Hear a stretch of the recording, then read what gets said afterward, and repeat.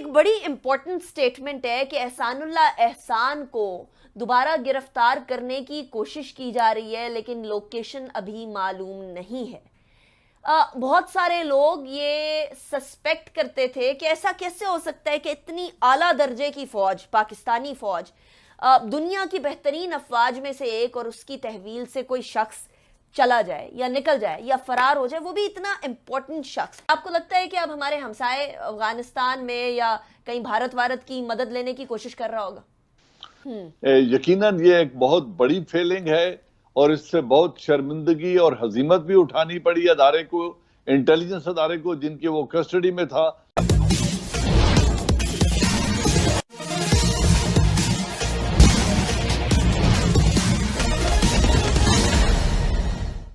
पाकिस्तानी सेना के कस्टडी से एक कुख्यात आतंकवादी एहसान उल्लाह एहसान फरार हो गया है। सीधे तौर पर तो नहीं, लेकिन वहां के आर्मी द्वारा यह खबर फैलाई जा रही है कि वह भागकर अफगानिस्तान या भारत में कहीं छुपा होगा।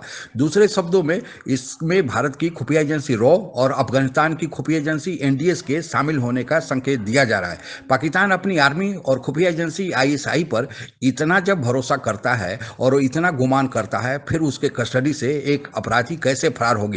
जब इस संबंध में पाकिस्तान में वहां के एक रिटायर्ड जनरल से सवाल किया गया, तो देखिए वह कैसी थोथी दलील दे रहे हैं।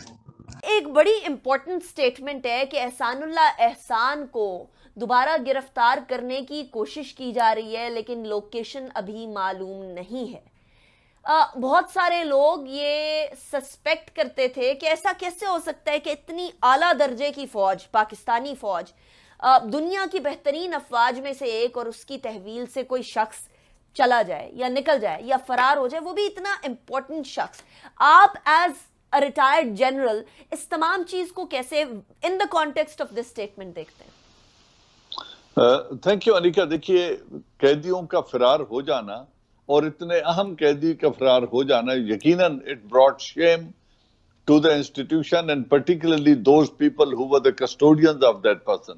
इसमें तो कोई दो राय नहीं है। लेकिन ये दुनिया की तारीख उठा के देख लें, बड़ी बड़ी आर्मी में से खुद हमारी पाकिस्तान आर्मी में ऐसे कई लोग रहे हैं कस्टडी में जो भाग गए हैं। और हिंदुस्तान के जब 1971 वार में हमारे जंगी कैदी थे, तो उनके प्रिजनर कैंप से डीप इनसाइड इंडिया, वहां से भागकर लोग पाकिस्तान पहुंच गए। तो कैदियों का फरार हो जाना नामुमकिनात में से नहीं है।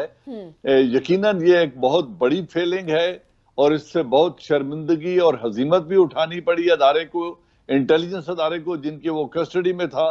इसमें कोई दो राय नहीं है कि ये एक बहुत बड़ा फेलियर था, बहुत बड़ी नाकामी थी। अब ये दोबारा उसे गिरफ्तार कर सकते हैं या नहीं, ये भी एक बहुत मुश्किल मरहला होगा, क्योंकि जो शख्स इनकी कस्टडी में रह के गया, अब वो दोबारा कोई ऐसी गलती नहीं करेगा, अपना कोई ऐसा ट्रेस नहीं छोड़ेगा कि वो इतना आसानी से पकड़ा जाए। आप ये देखें, दुनिया की तमाम तर एडवांस टेक्नोलॉजी के बावजूद उसामा बिन लादेन को पकड़ने में उन्हें 10 साल लगे और अयमन जवाहिरी आज तक पता ही नहीं चल सका पूरी दुनिया को और अमेरिका को कि वो कहाँ है और वेदर फौत हो गया या नहीं फौत हुआ या कहाँ है। तो इस तरह की नाकामियां, फेलियर्स हो जाते हैं। उन आदमियों को सख्त तरीन सजा मिलनी चाहिए और आई एम श्योर जब वो कह रहे हैं तो वो दे चुके होंगे। लेकिन ये एक बहुत बड़ी नाकामी थी जिससे बहुत शर्मिंदगी उठानी पड़ी पूरे अदारे को। राइट। अच्छा जैन साहब, अब आपकी नजर में दहशतगर्दों को तो हम भगाकर उनके अपने ठिकानों तक वापस छोड़ा है, जहां अफगानिस्तान से वापस आया करते थे वहां तक छोड़ा है।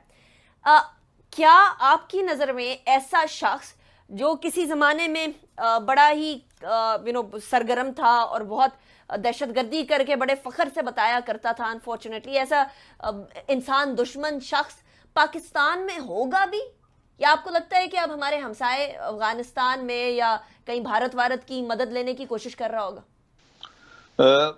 बहुत गालिब इम्कान यह है कि वो पाकिस्तान में नहीं होगा, क्योंकि उसे पता है कि इंटेलिजेंस एजेंसीज उसके पीछे लगी हुई होंगी और उसका पाकिस्तान के अंदर रहकर छुपना मुश्किल है। अब जबकि ट्राइबल एरियाज दम हो चुके हैं और वहां पे इंटेलिजेंस एजेंसीज और आर्मी मौजूद है और उनके सिविलियंस के साथ बहुत गहरे कांटेक्ट भी हैं, तो मुझे उम्मीद नहीं है कि वो पाकिस्तान में होगा। अगर कोई आए शॉर्ट लिव्ड ऑपरेशन करवाने के लिए आए और वापस निकल जाए तो उसके इम्कानात हैं, और ये भी बहुत कम चांसेस हैं, लेकिन रूल आउट नहीं कर सकते कि वो हरगिज पाकिस्तान में नहीं होगा। गालिब इम्कान यही है कि वो अफगानिस्तान में होगा, जहां उसको पनाह आसानी से मिल सके। राइट।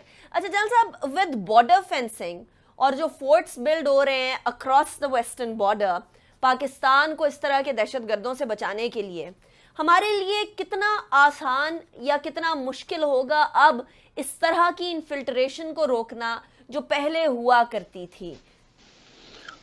यकीनन बहुत आसान हो जाएगा, क्योंकि वहां पे पहली बात यह है फेंसिंग हो गई है, और फेंस बजाते खुद कोई रुकावट नहीं है जब तक उसको मॉनिटर ना किया जाए, जब तक उसे फायर से कवर ना किया जाए, अंडर ऑब्जर्वेशन न रखा जाए, वरना वो तार है काट के कोई भी अंदर आ सकता है। तो इस तरह की फेंस जब बना दी गई है, फिर उसके लिए 58 विंग्स फ्रंटियर कोर के रेज किए जा चुके हैं, और उसके अलावा वहां पे सिक्योरिटी अरेंजमेंट हैं, लाइट्स हैं, इंफ्रारेड कैमराज हैं, और इलेक्ट्रॉनिक डिवाइसेस लगा दी गई हैं, और 70 फोर्ट्स बनने हैं। जो चेक पोस्टें होंगी वो फोर्ट नुमा पोस्टें हैं डोमिनेटिंग पोजीशंस पर। तो ये हम कह सकते हैं कि हम 90% से ज्यादा कंट्रोल कर सकेंगे। हाउएवर स्नीक आउट कर जाना इक्का दुक्का एलिमेंट का, वो हमेशा से रहा है और शायद आइंदा भी होता रहे। यकीनन जनरल साहब, एक इदारा है जो कि वर्ल्ड क्लास आर्म्ड फोर्स है, दुनिया की टॉप रैंकिंग आर्मीज में से एक आती है, उसके लिए एक मुश्किल सिचुएशन तो बन जाती है अगर इस तरह की कोई चीज हो, लेकिन it's easier said than done. Ehsan Ullah एहसान एक आतंकवादी संगठन तहरीके तालिबान पाकिस्तान का स्पोक्स पर्सन था। 16 दिसंबर 2014 को पाकिस्तान के पेशावर शहर के आर्मी पब्लिक स्कूल पर जो हमले की घटना हुई थी उसका यह मुख्य आरोपी था। आप लोगों को यह ज्ञात होगा कि उस हमले में कुल 147 लोग मारे गए थे, जिसमें 132 स्कूली बच्चे भी शामिल थे।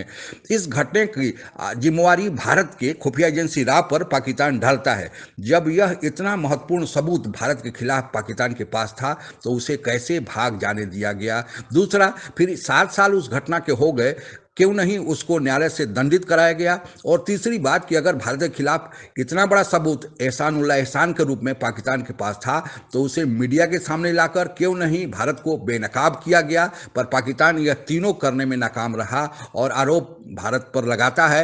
यह तो उसकी झूठी प्रोपेगेंडा का एक भाग है। लेकिन अगर इस घटना को मलाला यूसुफजई के साथ हुई घटना से, जो उन पर जानलेवा हमला हुआ था, उससे जोड़ दे तो शायद स्थिति और स्पष्ट हो जाएगी। मलाला यूसुफजई पाकिस्तान की रहने वाली एक लड़की है जो पाकिस्तान की लड़कियों के शिक्षा के लिए आवाज़ उठाती थी। इसी कारण उन पर हमला जानलेवा कराया गया था, जिसमें वह बाल बाल बच गई थी, और उन हमलावरों में से एहसान उल्लाह एहसान भी एक था।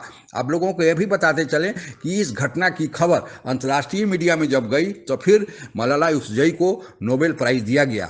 नोबेल प्राइज़ पाने वाली यह सबसे कम उम्र की लड़की आज तक हुई है। आप लोगों को यह भी बताते चलें कि इस घटना की निंदा पाकिस्तान में किसी ने नहीं की। इसी कारण वह अपने को असुरक्षित महसूस करने लगी और वह अपने पूरे परिवार सहित अभी यूके में रहती हैं। अगर एहसान उल्लाह एहसान के फरार हो जाने, आर्मी पब्लिक स्कूल की घटना और मलाला यूसुफजई की हमला जो उन पर हुआ था, इन तीनों के तार आपस में जुड़ते हैं और तीनों को मिला दिया जाए तो यह लगता है कि यह पाकिस्तानी खुफिया एजेंसी, वहाँ के आर्मी की साजिश है, जिसमें उसको फरार कराया गया। क्योंकि अभी हाल में ही भारत के खिलाफ एक डोजियर बनाकर पाकिस्तान ने यूनाइटेड नेशन को और विश्व के अन्य देशों को दिया है, और जिसमें आर्मी स्कूल का भी जिक्र है, और उसकी जिम्मेवारी भारत पर डाली गई है कि भारत पाकिस्तान में आतंकवाद कराता है। अगर उस डोजियर के जांच के लिए कोई जांच एजेंसी पाकिस्तान आ जाती और फिर एहसान उल्लाह एहसान से पूछताछ करती या ये सवाल उठाती कि अगर भारत के खिलाफ इतना पक्का सबूत है फिर और आतंकवादी वह है, तो फिर उसको दंडित क्यों नहीं किया गया,